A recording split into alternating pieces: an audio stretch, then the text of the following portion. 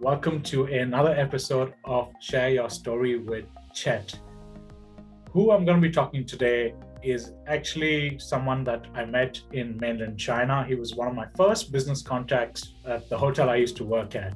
Guido Greber over here, and I'm going to let him introduce himself a little bit as well. But it's something really interesting if you don't know about Guido is he was probably one of those people who was networking with every community that you could find in China. We used to work in a city called Tianjin, and he was communicating and networking with the locals. This guy was networking with the business community, and he was also just networking with other communities of people like myself who were just trying to go to different events and do different things.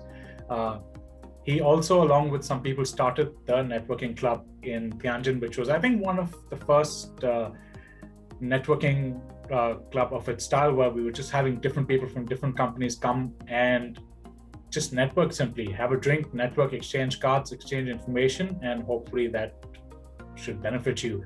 I think it picked off so well that even after, I think it was after the first one or two events, it became a regular event every month, and people used to look forward to getting in there. I think also there was massive business exchange just because of that simple event that was created. And from where it started to where it went, it was probably one of the best things Tianjin had ever seen, and the first of its kind as well. So yeah, he is also a lecturer, a speaker, just so many things. And he's also a DJ, if you don't know about Guido. So a lot of things, and we'll come to a few of these things as we go. So I'm going to let Guido talk a little bit about himself first, and then I'm going to start asking you a few things. Hopefully you can inspire more people on the way. Take it away, Guido. Yeah, good morning, Chet. Thanks for having me here. It's a pleasure. Nice introduction of me. I haven't known that I have did all these things, but it's good to hear again. And it's so many years since we actually have really spoken to each other. So looking really forward to the podcast now. Thank you so much. And just to correct one thing, I mean, I'm not a DJ. Huh? I did DJing to, let's call it, just give something back to the people, because we want to change how the people interact during it off work time. So actually, just because of the situation, I DJ'd, but I'm not a DJ. Absolutely. But I think it was just, and this is a point I'm going to take up later probably, but I think learning networking from you offline was a great experience for me. We're living in this world today where everything's going online and we're trying to network online. This is 2007, 2008 I'm talking about, when didn't really have LinkedIn, wasn't so big, you didn't have online networking, and you were doing so many different things, which you were technically networking and creating such a vast network in all different fields.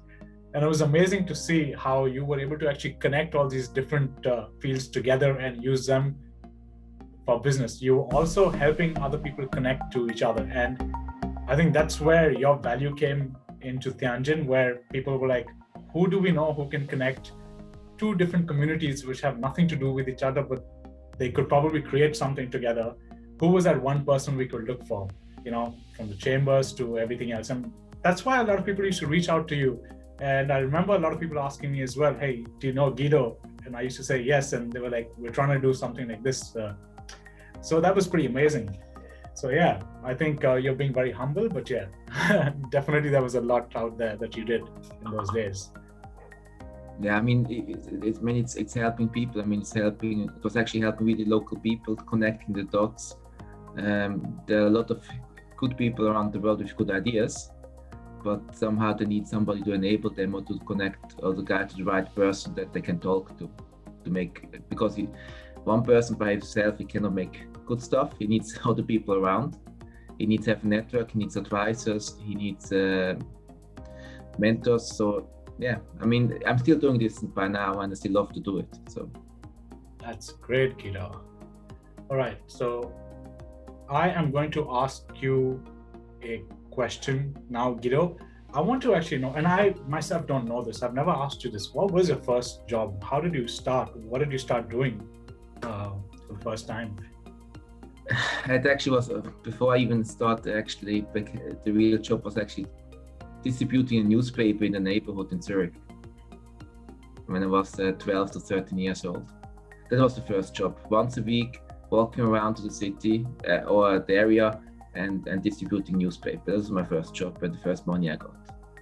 Wow, that's pretty amazing, and I think as obviously being young, 12 or 13, I remember I used to go and wash my neighbors' cars just to go do things, and it all starts with you being young, I guess, in many ways, but nowadays, obviously, times have changed, so a lot of people start out late, but there's always a start to something, right? Did you ever imagine yourself, being where you are today?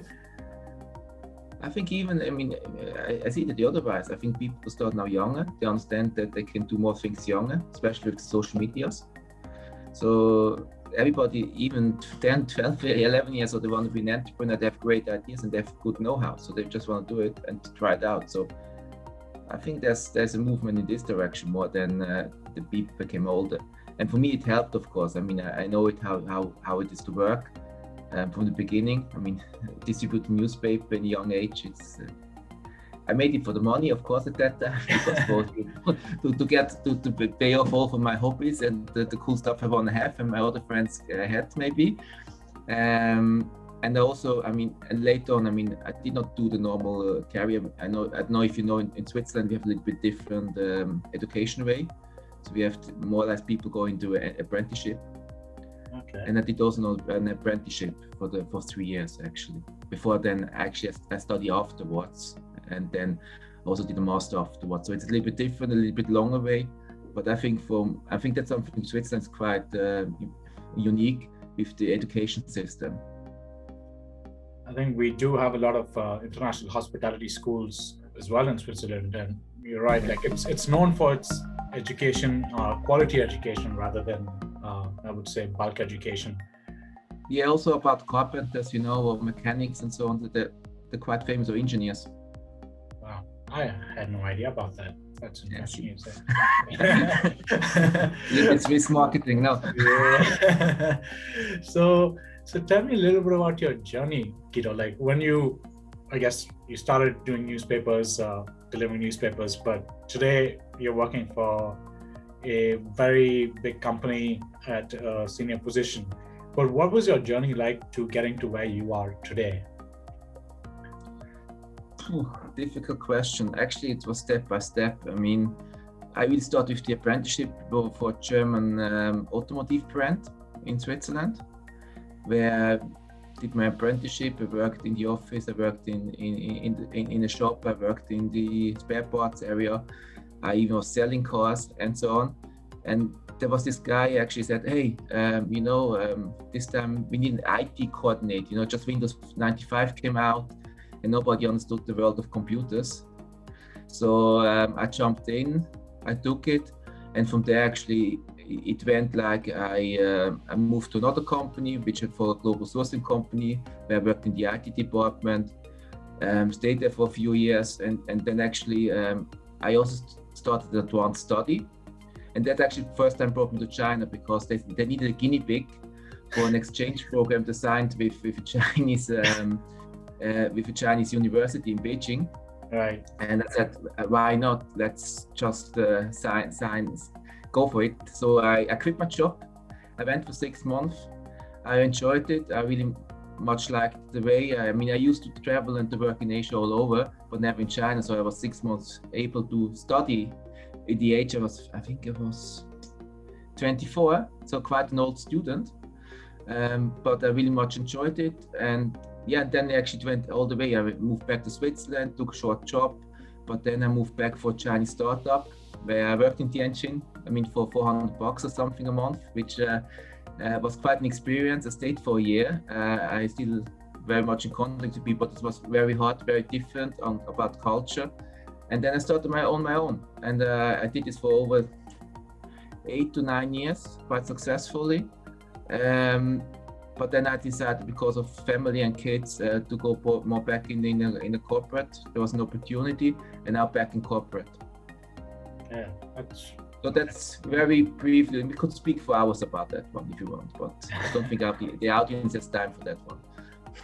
Yeah, but that's a pretty cool story as well, I guess, right? And it's always about where you are today and how the journey has got you there. And it's even one of my earlier podcasts, I was talking to someone, and it was all about, people always sometimes think that you've achieved a certain position, it's easy, but the struggles is behind everything. And like you said, step by step, learning, experience, meeting people, or trying to build yourself up. That there's a lot of hard work in the next step, but everything is achievable, I would say, right? I think also a lot of it's actually some stupidity as well, because I mean, I'm not. I look maybe from the IT perspective, I'm maybe a head person, but I'm very a guts person. So I go where my guts takes me on, and I have a feeling, and when I'm convinced, I just do it. And that's sometimes for most of the people I know, they don't understand it. And when I moved to China, nobody understood. Like I moved within 2-3 weeks. I need to do this now. When I switch position or do something else, a lot of people don't understand my thinking behind. But for me, it's the right thing, and just do it. Mm. So probably going on to the fact of China, I think it's, tell me what is it, and this is very important, right? Because we're living in a world where we're remotely connecting to people, but we're also doing business with people from different countries. You're not really dealing with a lot of people from your own country. That's just how the world has become for many businesses, right? Many people online. So whether we take China or another country, but work in another country like China, what should one know about dealing with a different culture than what you're used to? And it doesn't matter if it's China or other cultures, the culture makes such a difference. How you perceive things is very different in every culture. So what do you think is important when you're dealing with a different culture to your own? I mean, foremost important is that I actually accept the other culture. I don't think what I learned, what I experienced, it's the one and only right thing. I really need to understand. I need to listen to the other people. Right. The best thing, which my experience was learning the language. I mean, learning Chinese was obviously the best thing to do, because then you speak really and understand the culture. So how many languages do you speak now? 4. Oh. But my Chinese after a few years back in Switzerland goes really in the south, but right. I'm still trying to keep on. My Mandarin is pretty rusty as well now, so I try to speak randomly to people who I can. But yeah, it's and you hear my English, my Swiss accent comes back quite heavy. So I mean, Switzerland, it's really hard to keep up, and yeah. It is, and but to your point, it's great. I think if you're able to learn the language, but it's hard for a lot of people. But yeah, I think accepting a different culture and understanding them is really, really sort of important, and to that I can probably add one of the other questions that I was going to ask you was going to be, how is reacting to situations and reacting to conversations important? Because sometimes we're not able to understand what the other person is saying. We can't understand their perspective, and we react harshly or we react in the wrong way. How important is it to sort of stop for a second, think how you react, and also create the reaction that's not going to be negative? Business is hard, and dealing with other people is always hard, right? So do you think reacting in the right way, taking a step back, is important in building better relationships and coming to solutions when you're communicating with people? I think most of the time it's about, actually you need to stay calm, of course, and you need, I think very important, you need to set expectations. I mean, you can be loud. If you're only silent, it doesn't make sense. You need to know what's your expectation in it, and what's the other, and if there is a situation, you have to react to the situation. I mean, don't run away, don't walk away, just solve it. Try to resolve it or clarify if the other person want to hear and listen, of course. But I think the problem when you run away, you always have it in your back and in your head. But if you try to face the issue, and I mean, when I did the apprenticeship, one of the guys where I worked actually told me once, if you do a mistake, just tell it, just speak about it. As long as you wait, as the bigger it gets. And actually that's true. I think you would agree, Chet, huh? Yeah, absolutely. It's building that habit and being able to stand up and saying, no, I was wrong. How can I fix it? it's also a lot about the mindset, right? Like, is your mindset to improve, or is your mindset to, sort of reflect things off and say, no, I'm right? If you, I guess, if you're really willing, if you really want to grow to the next level, you got to keep on saying, I want to learn from my mistake. I don't want to keep, everyone makes mistakes, right? But yeah, reacting is very, very important for me as well, because I've seen it in my days in working other places and all, how some people would react, and how I used to react as well before versus how I react now. Now I'm much more calm, I'm much more composed, and it helps me have conversations and make better deals, better conversations with people. Yeah. And you're still making mistakes. I mean, I would say I do more mistakes than I do things right, but it's normal. With mistakes brings actually, I think mistakes brings you more further than actually when you do something right. Yeah, and it's just part of being human, right? Nobody's perfect in their ways. Cool. Absolutely. All right. So now let's go back to a little bit about your networking. And I think networking is so important, especially in this day and age. But I want to talk about when you were networking in China, and I want to put it in perspective for you, right? When I was having conversations with you and seeing what you were doing, like you were doing the networking club, you were, regardless, like you say, you were doing events, DJs, you were trying to get the community together, you used to organize people to go to different events at different places, and you were always in the limelight. I remember even when Real Madrid came down to Tianjin and all, we were also involved in it some way or the other. Were you actually doing all this because you knew it's going to benefit you some way or the other? Or what was your mindset at that time? Or what were you thinking doing so many different things? Because to be honest, I didn't know anybody else who was in so many different communities and doing the smallest things to helping people to doing big events. Like I didn't know that for the first 6 months what you were trying to do, but you obviously had something in mind, right? What was it that you were trying to do? Actually, no, I tried to go with the flow. Actually, I feel it's the right thing to do, first of all. And I had fun to do it. I mean, remember when we did the charity event where we had one of our good friends, a priest in front of us and doing the charity with us. I mean, it was the highest return on charity in the city. I mean, it's a 50 million people city. So it's like, it's actually cool that be able to connect such people from different, let's say different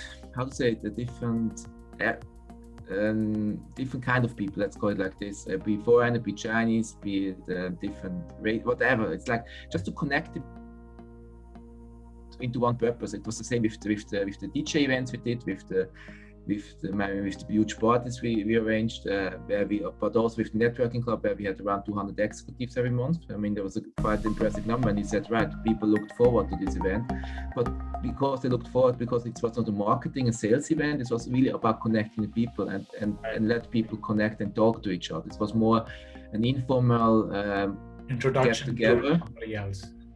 Exactly. So, and I think that was the purpose all over. And out of that, yes, I had my companies and I generated business out of that, but that actually came with it. We just tried to be myself. I mean, things like the Real Madrid, where you introduced me actually to one of your hotel guests, and then I got this exclusive stuff, which was amazing. I mean, nobody believed that a Swiss guy with a Chinese company is actually doing the Real Madrid China tour. And it's like, But that's a good old time, and that's interesting. Also, Fashion Week. I mean, nobody gives me a Fashion Week. I'm absolutely not into fashion. Ask my wife. That was surprising to me as well. When you were doing it, we had a common friend who was with you at that time as well, and I was obviously busy in my own things. I couldn't come and do these things. But he was more fashionable than we are. Yeah. Well. Oh, he thought so. No, it really sort of blows my mind how you were doing a lot of these things, because for me, working in food and beverage at that time, and business development was one of my new roles, but I didn't know that these things were possible by one person. And I think a lot of us didn't know, because working with the different chambers and businessmen there, everyone was quite focused on the suit and tie in China and being very formal, versus you were that one unique person who was like, what, I can wear a suit and tie today, but at night I can do something else, and I can still get the communities together. And we had such common connections because of that. I think the networking club that you and a couple of other people sort of started, that massively benefited me for my business as well, because trying to get business for the hotel I was working at, having that networking club start at the hotel I was working at, being that person there and driving a lot of business to our events, that's why I could really relate to what you were doing, because I was like, there is something here. It's not just people randomly talking to each other, because I saw a lot of business development for myself and opportunities that actually turned into real stories moving forward, you know. So yeah, I think that was pretty amazing how you started. And the best thing on that one, I still remember, you know, like people start chasing for these events and they thought, oh, we pay you a lot of money to have it. No, we didn't go for the money. We did go back. We had the coolest location, the best environment, and actually, so we looked really more about quality than quantity. So that was like really funny, because you had all the 5-star hotels global chasing you for, hey, you want to have your event? No, sorry about that. That was a good feeling, actually. It is, man. And it was something so new to Tianjin, because I think that's what people were waiting to start. I guess Tianjin has had networking events, but they've been very subtle and no soul in them at that point of time. You know, this was young and old entrepreneurs meeting local and expats all together. So that community mixture, I think that's what used to keep this thing different. You know, it wasn't about just people, CEOs. It was anyone from the lowest level to the highest level, from different cultures mixing together and just having conversation, having a drink. Yeah, so I have to say, like, yeah, it's amazing how you networked in China. It was an eye-opener for me as well.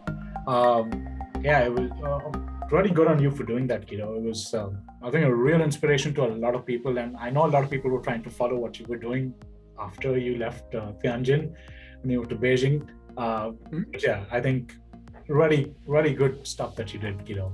Very, very inspired by you at that point of time. Well, you know, the best thing is if the other people try afterwards to do the same, because they see there's a potential. I think that's the best thank you, to be honest. Absolutely. So tell me something, what sort of advice would you give to upcoming entrepreneurs and leaders now living in this day and age? What is that one advice that you could give them? I see a lot of wannabe entrepreneurs, you know, they go to big conference with this name tag on and try to be something and try to dress like some other famous entrepreneurs. Just stay yourself. I mean, nobody's judge you on how you look like and how you act like. Just be honest, set the expectation, be true to yourself, because you're going to regret in 10 to 15 years if you're not honest by yourself. And you're going to jump easier into traps. Just be yourself, set the expectations, and of course, I mean, of one thing, work as there's no tomorrow, because I mean, you work harder when you're an entrepreneur. You really need to build up something. You need to have to own a lot of skills, and you have the right people around you. Now you have to, because you cannot do everything by yourself. So you need to have the right people, and you need to trust the people. And at the end of the day, you should not forget to enjoy life, because it's funny, I was working hard, but the best thing normally came when I just had a few hours of relaxing, and somehow the ice was broken and something came back. So sometimes you have to relax that things can come back, to be honest. That would be my advice. Yeah. And hopefully, again, people listening to this podcast, you can take something from Guido. It's really good to get people on who've experienced things and who've tried things and tested things. I started a little late in my life experimenting different avenues, you know, because I was always working for hospitality for a long time. But since I've sort of transitioned, the doors are open, you know. I have so many different options because I work for myself now, which is the best part, obviously. But yeah, there's so much to explore that you don't realize sometimes when you're just following one avenue. So yeah, great advice. Now tell me something. What's your ultimate goal, Guido? Is it fame, or is it giving back to the community and taking care of the people around you? What's driving you to doing what you're doing today? Certainly my family, my wife and my kids are driving me. Sometimes crazy, sometimes forward. No, certainly it's not fame. Yes, I said when I die, I want to have in the tombstone, he just did it, he lived his life. I mean, it's most important.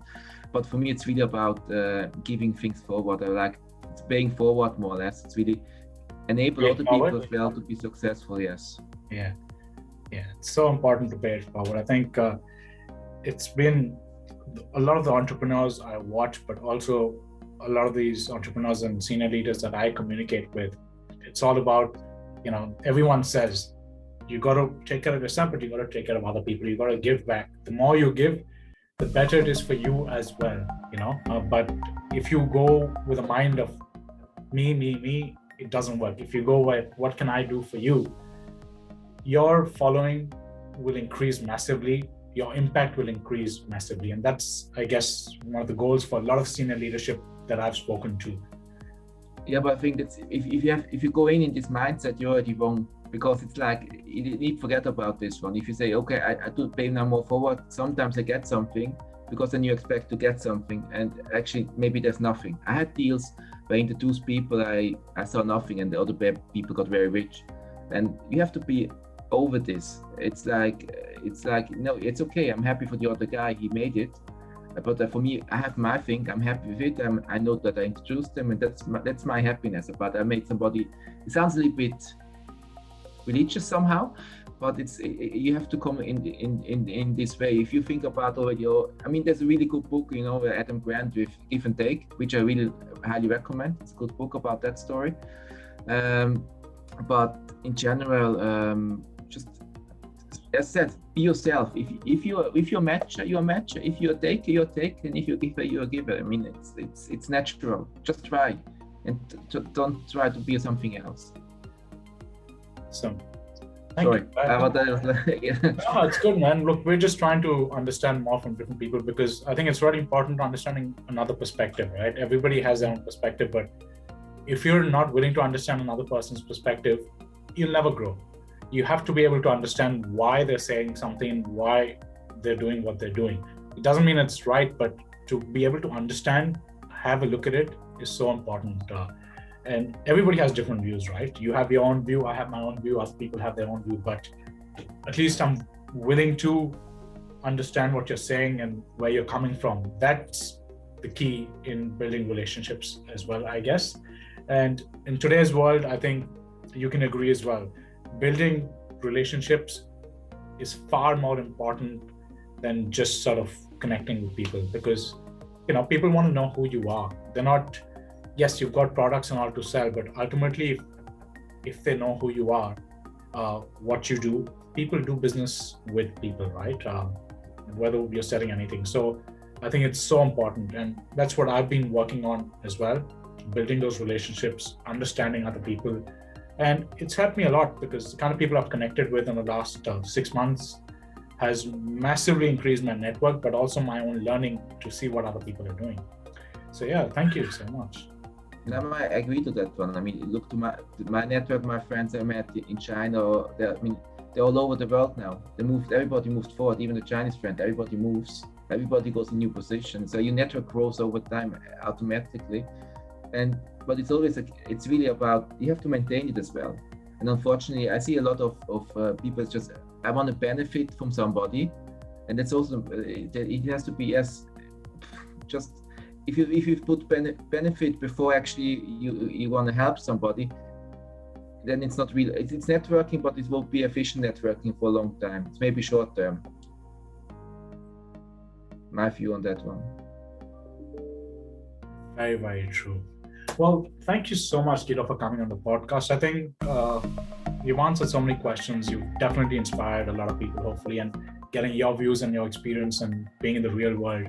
I really hope, again, people listening to this podcast are able to sort of get another side of Guido and also get inspired, because there's a lot of learning from this gentleman here. And I think the key takeaway, if you really want to network and you want to know about China, find Guido. I'm sure he'll be there to help you out and give you advice as well, because these are his two key strengths that I can tell you: networking and any information about China, because he was so deep in it over there that I think he's one of the perfect people that you can sort of connect with and ask.